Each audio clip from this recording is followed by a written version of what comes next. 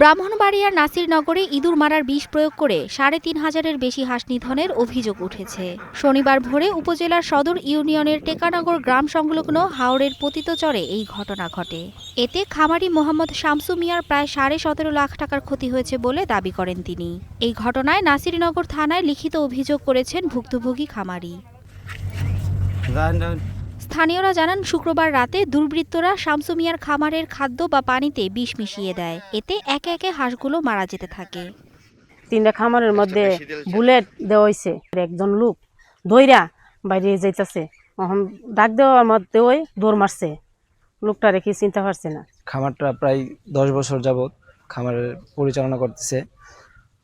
আমরা এই পর্যন্ত আসছি, এখন পর্যন্ত এরকম ঘটনা ঘটে নাই। খামারের কর্মীরা জানান, প্রতিদিনের মতো হাঁসগুলোকে খাবার দিয়ে বাড়ি যান। ফিরে এসে দেখেন জাল উল্টানো, চারদিকে বিষের গন্ধ। খামারে ছড়িয়ে ছিটিয়ে আছে শত শত মৃত হাঁস। প্রথমে আইসি দেখি খামার হাসা করতেছে। এইখান থেকে একটা লাইট টিপা দিছে বাদে একটা লোক দৌড় মারছে। লোকটা চিনতে পারছি না। কামার ভিতরে আইসা দেখি বাতা সব মারা। সন্ধ্যাবেলা বান্ধা হেরা ওষুধ পানি দিয়া আমরা গেছি বাড়িত গেছি, গোসল দিয়া ভাত খাই আর হেরা আসার ফারামা বারামো আয়া দেখি অবস্থা।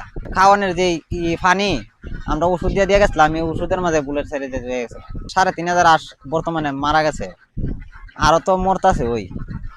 পুলিশ জানান, তারা ঘটনাস্থল পরিদর্শন করেছেন। ভুক্তভোগীর কাছ থেকে অভিযোগ নেওয়া হয়েছে। তদন্ত শেষে দায়ীদের বিরুদ্ধে আইনগত ব্যবস্থা নেওয়া হবে। এই হাঁস পরীক্ষার জন্য কি বিষ প্রয়োগ করে মারা হয়েছে কিনা কি হয়েছে এটা তারা হাসপাতালে নিয়ে গেছে। এখন হাসপাতালের কর্তৃপক্ষ সেটাকে আইডেন্টিফাই করবে এটা কি বিষ প্রয়োগ করে মারা গেছে না কি করছে, কিন্তু আইনগতভাবে যে প্রক্রিয়া সে প্রক্রিয়া দিন। খামারি মোহাম্মদ শামসু মিয়া ১১ বছর ধরে হাঁস পালন করছেন। ব্যাংক ও এনজিও থেকে ঋণ নিয়ে প্রায় ২৫ লাখ টাকায় এই ব্যবসা শুরু করেন তিনি।